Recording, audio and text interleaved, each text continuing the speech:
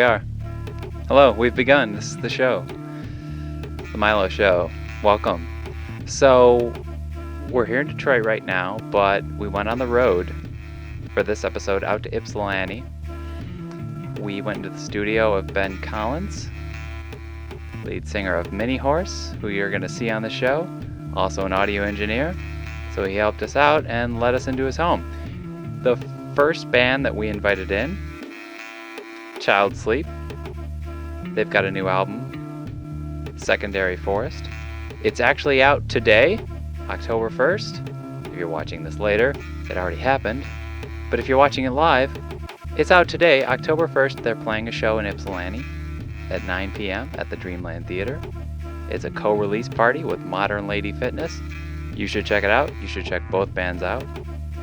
They played a song for us that we still haven't gotten out of our head called Self-Talk. Check it out.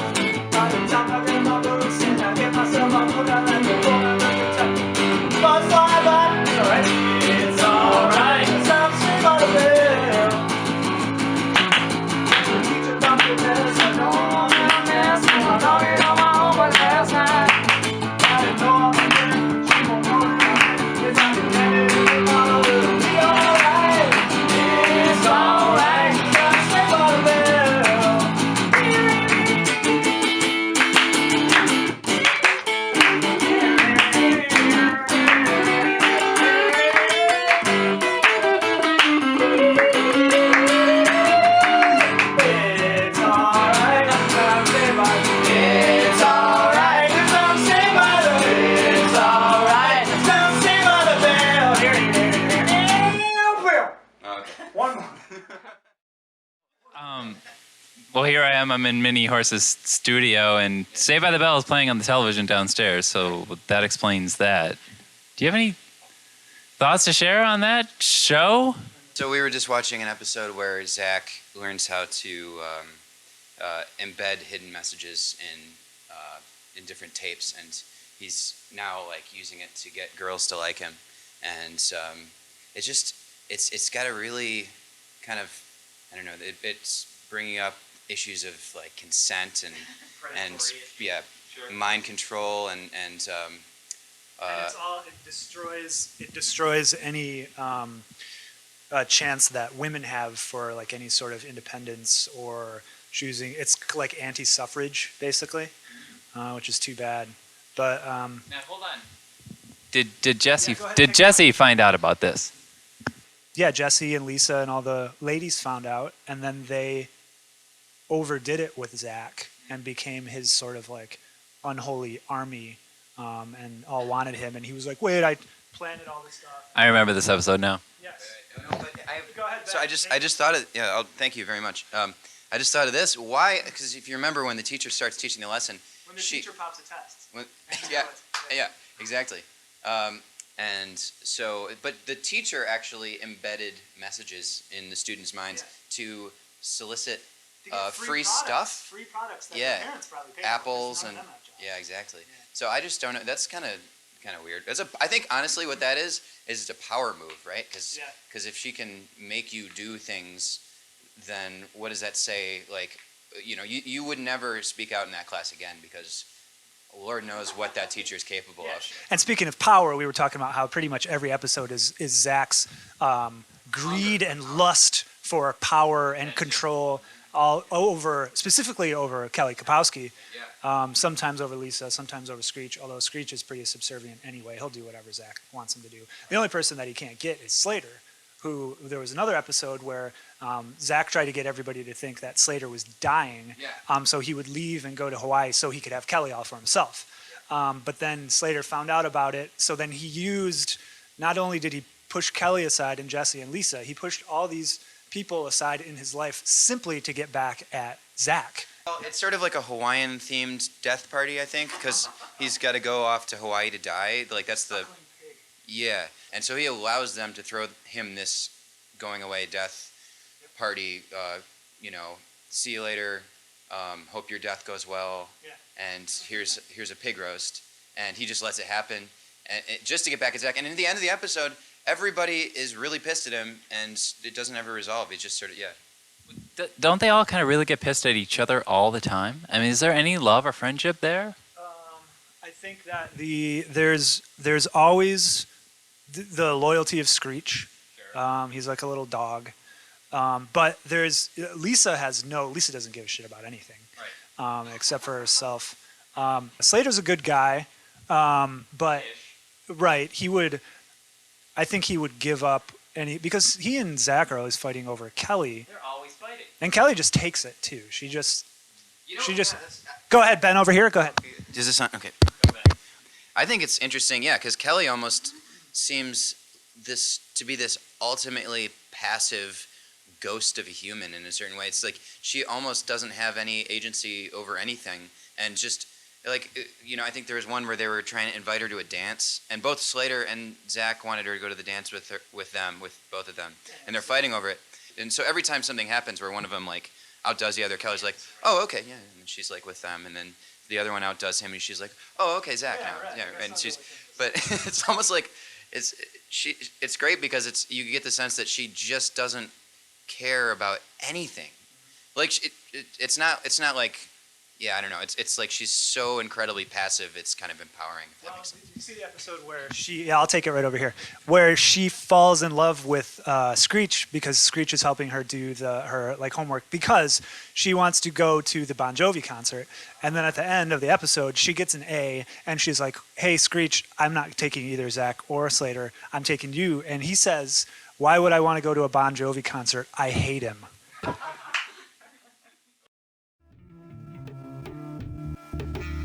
Moving on, we're going to have the Landmarks perform a song.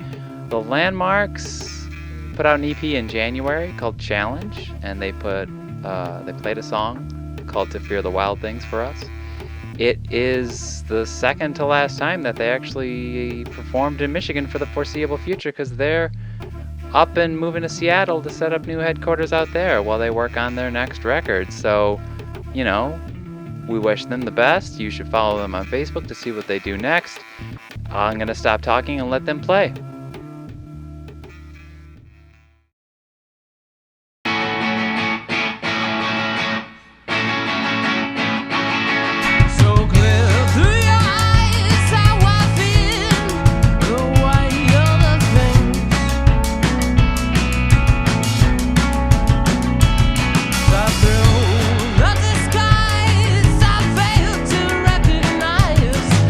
Power in her good brain.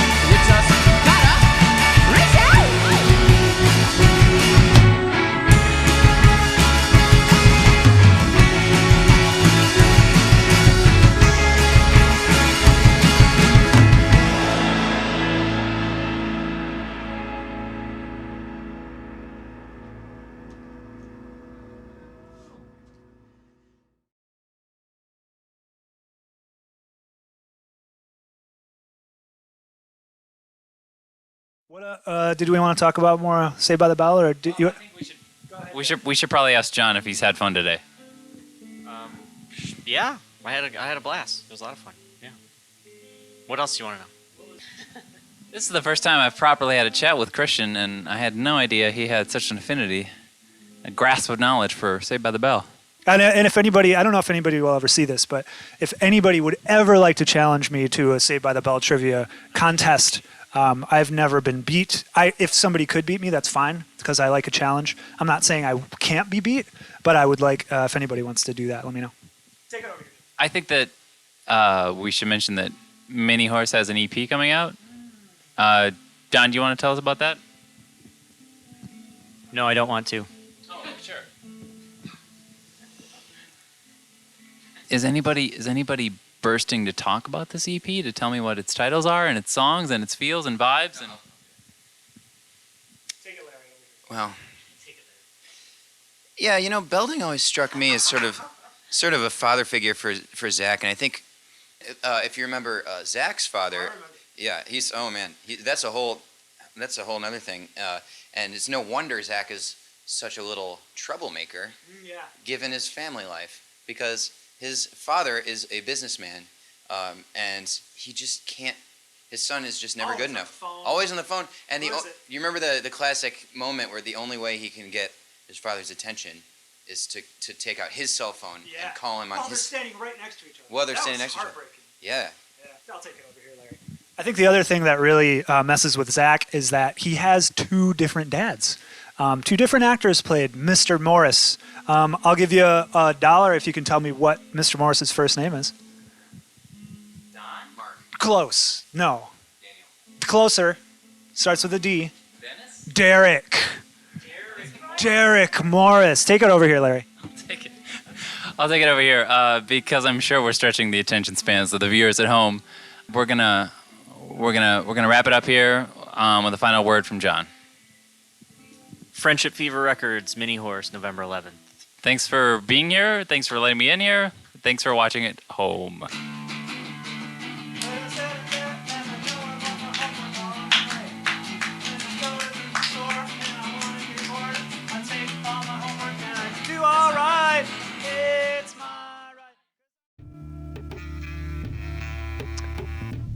Minihorse also played a song for us. Minihorse is the band that was started by Ben Collins. You'll probably recognize Ben Collins from some other projects, namely Lightning Love in the late 2000s, but now he's an audio engineer out there in Ypsilanti, and he's been working on a lot of records. But now he's got his own band. John and Christian are in it. We did an interview with them, but they also played a song called Howler, which is off their recent EP.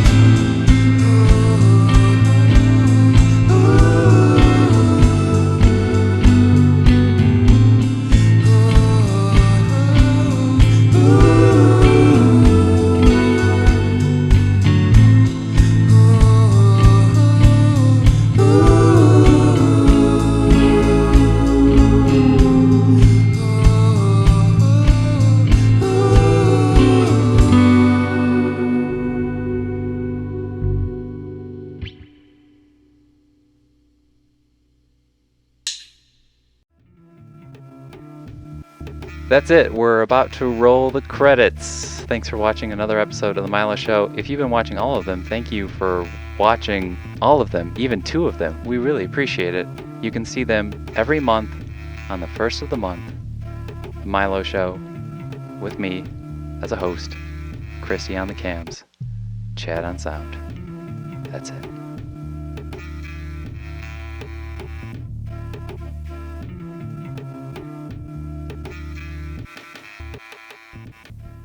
Yeah, no, I'm ready, dog.